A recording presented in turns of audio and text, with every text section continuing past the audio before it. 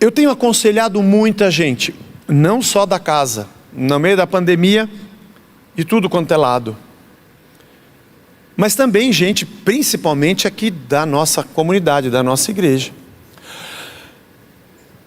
Eu confesso a você, em alguns bate-papos, e são muitos, que às vezes eu desligo e penso assim: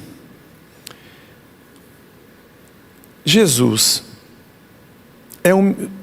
o teu evangelho é um mistério. Há pessoas que estão sentadas na igreja, elas estão cantando as canções e estão lendo ali na frente a letra das canções. Imagino que ela deve estar cantando uma coisa que ela de verdade acredita. E ela está ouvindo a pregação há anos na igreja. E aliás, ela tem uma Bíblia na casa dela, que eu julgo e imagino que ela leia todos os dias. Ou melhor, ou pior, nada disso está acontecendo. O que será que está acontecendo na mente dessa pessoa, para que no meio desse problema, ela me faça essas perguntas? Parece que eu estou conversando com alguém que o nível de conhecimento de Jesus Cristo é zero. O nível de intimidade com o Evangelho é zero. E as coisas que ela lê ali na frente quando a gente está cantando e ela reproduz, entra pelo ouvido, vai direto, aliás, entra pelos olhos quando ela lê a letra, sai pela boca, mas não passa pelo cérebro. O Wagner fez uma pergunta aqui, e acho que na hora da oração: o que está acontecendo com cada um de nós? O que tem acontecido com você? Jesus te chamou e você disse sim mesmo? Essa pregação de hoje, aliás, esse assunto de hoje me fez pensar muita coisa nessa semana, sobre esse trecho tão simples que é Jesus chamando os discípulos. Diz o texto que Jesus subiu no monte e passou a noite inteira orando. Irmãos, caramba, é o Filho de Deus, pô. É o Filho de Deus. Se tinha alguém que talvez não precisasse gastar uma madrugada inteira conversando com Deus, era aquele que tinha a presença de Deus dentro de si próprio. Isso numa ótica bem chula da nossa interpretação. Ele sobe ao monte e passa a noite em oração antes de chamar os seus discípulos. É doido isso, né? Às vezes nós vemos uma maneira tão mais fácil de se fazer isso. Vamos fazer uma análise.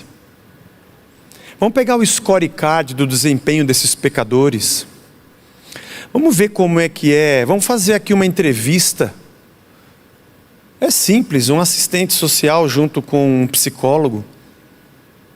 A gente rapidamente vai fazer, e com um pouco de conhecimento de neurolinguística, ou dos movimentos da pessoa, dá para a gente saber como ela é.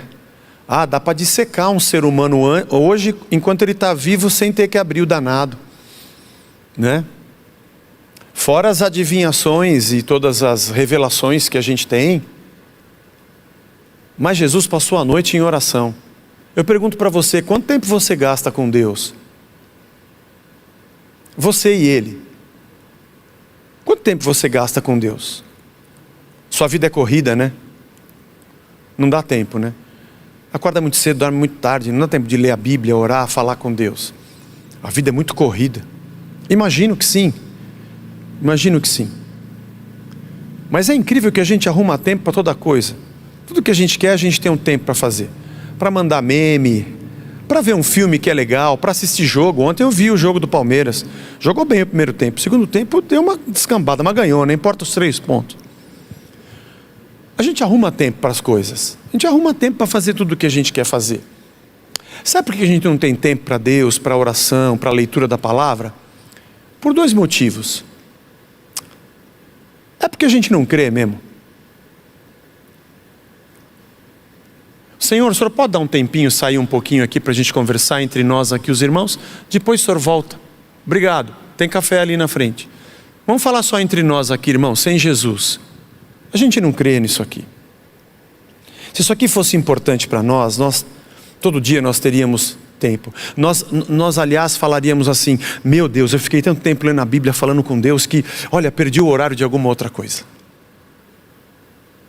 Nós não achamos isso aqui interessante, essa é que é a verdade. A Bíblia não é interessante para nós. Nós somos capazes de fazer uma pipoca e maratonar um fim de semana inteiro uma série de 5 temporadas, mas não temos coragem nem interesse. A gente não tem interesse em gastar 10 minutos para ler a palavra de Deus. E as desculpas são todas elas: eu não entendo, o texto é difícil. E olha que ele é gratuito e está na internet com linguagem de hoje, as mais simples possíveis, né? Tem quase uma cartilha Caminho Suave escrita com desenho infantil para você entender o que está escrito. Talvez caiba nós dizermos uns aos outros: somos péssimos filhos de Deus. Porque se o Filho de Deus sobe para passar uma noite inteira em oração, e aí nós vamos vivendo a nossa vida de qualquer jeito. Achamos que porque a gente frequenta a igreja, estamos aqui no domingo, que nós já estamos cobertos e abençoados pela mandinga evangélica colocada sobre mim, e isso me basta. Mas a minha lógica de pensamento, de coordenação dos meus sentimentos, de conhecimento das coisas de Deus, não passam pela palavra de Deus. É muito mais fácil eu correr pela internet e encontrar milhares de pastores pregando, cada um de um jeito, cada um de uma maneira, cada um com uma interpretação, e eu fazer tipo um passeio pelo mercado, pegar um pouco de cada um, fazer a nossa própria receita, inventarmos o nosso próprio Deus. Aí quando o mingau desanda, aí eu procuro um pastor para dizer o que eu faço. E eu digo a você: nada. A maneira como chegou o seu relacionamento com o seu filho, não tem mais o que fazer. Na verdade, você teve uma década para fazer e você nunca fez. Como é que salva o seu casamento? Eu sinceramente não sei não. Vou dizer para você: mete o pé em tudo e acaba. Sabe por quê? Porque você está casado há tanto tempo, você nunca parou para colocar princípios do reino. E agora você quer que um pastor faça aí um saravá, uma benzeção para resolver? Você quer como é que resolve os teus valores, teus relacionamentos, tuas amizades? Ou a tua ausência de Deus, ou talvez o buraco que você carrega na alma? Eu vou dizer para você que a maioria das vezes dá vontade de eu dizer isso no aconselhamento. Fala: cara, agora se dane. Desculpe. É cruel demais dizer isso. Mas eu confesso a você que como pastor também, às vezes tem uma frustração que nos acompanha imensa. Certa ocasião conversei com uma pessoa que está caminhando conosco praticamente desde que a igreja começou. E eu falei assim: Senhor, eu não posso achar que a culpa é minha, porque senão eu vou achar que o mérito também é meu, né? Mas assim, tem hora que eu penso que eu estou pregando à toa. Porque não é possível, como dizia minha tia-avó, não é possível que eu já falei tanta coisa e essa pessoa não captou nada. Jesus subiu ao monte para orar a noite inteira antes de escolher os seus 12. Acho que isso fala muito conosco. Nós somos muito donos de nós mesmos. Nós tomamos nossas decisões segundo toda a nossa segurança, inclusive espiritual, que infelizmente, na verdade, talvez nem a tenhamos. Mas gastamos muito pouco tempo com Deus. Quando Ele desce, Ele escolhe os seus discípulos.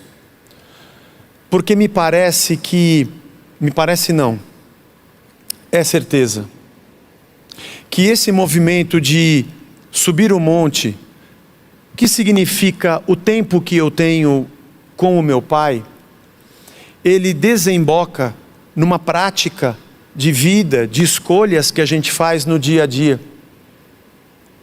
O problema é que nós fazemos um corte nesse processo, e ou a nossa vida é uma fuga para as montanhas. Na minha época era o leão da montanha, né? Saída pela direita. Ele saía correndo, desenho, né? Você não vai lembrar disso, é muito antigo. Acho que nem no YouTube você não vai achar. Mas você vai para um monte e há pessoas que a sua religião é viver numa espiritualidade e o tempo inteiro parece que ela vive fora do mundo. Toda hora ela quer ter visitações e experiências e na verdade ela nunca põe o pé no chão. E outras que vivem a vida apenas como se fosse uma praxis motivada por qualquer sistema de pensamento. Seja por doutrinação, seja por aprendizado cognitivo, influência, profetada, seja lá o que for. Mas nós nunca imaginamos que cada passo que damos na prática, ele é o desdobramento de cada minuto que a gente passa na presença do Pai. Que cada decisão que eu tomo na minha vida tem a ver com cada palavra que Ele me disse a cada instante que eu estive com Ele. Que cada reação emocional que eu tenho diante das pessoas tem a ver com cada momento que eu estive derramando diante de Deus toda a minha angústia e minha tristeza e ouvindo dele também toda a sua verdade, inclusive aquelas que mais me doem, para a transformação do meu ser. E a gente assiste hoje ou uma religião escapista, que a todo instante quer estar num monte para viver experiências, ou uma religião que correu para a prática e que tem uma série de sistemas e métodos para serem cumpridos, para que as coisas deem certo na sua vida, porque você melhorou seu desempenho e sua performance. Mas esse texto nos mostra o movimento de Cristo, e de que aqueles que Ele escolhe devem andar como Ele. Eu vou dizer a você que como pastor, o meu papel é a vida inteira te ouvir. E sermos amigos e conversarmos. E abrirmos o coração e orarmos juntos. Seja numa padaria tomando café, ou no gabinete pastoral, ou aqui mesmo na comunidade quando a gente voltar, ou pelo vídeo enquanto não voltamos. Mas uma coisa eu preciso dizer a você, meu irmão querido e amado. Você precisa ir para as Escrituras e você precisa ter uma vida de verdade com Deus. Vida com Deus não é a gente frequentar a igreja. Eu vou todo domingo. Não adianta nada. Não adianta nada. Você pode vir morar aqui se você quiser. A gente faz um quartinho aqui, eu moro na igreja. Mas não é isso, não é isso. O Ronaldo está aí. Arruma um cantinho junto com o Ronaldo lá e ia ser o mais, ele seria o mais espiritual da igreja. Não é isso, gente. Não tem a ver com esse lugar. Isso é pura religião. Tem a ver com o quanto Ele mora em você. E a palavra dEle está dentro de você. Coisas do tipo, escondi a Tua palavra no meu coração para não pecar contra Ti. Ou lâmpada para os meus pés e a Tua palavra e luz para os meus caminhos. Ou fala, Senhor, que o Teu servo ouve.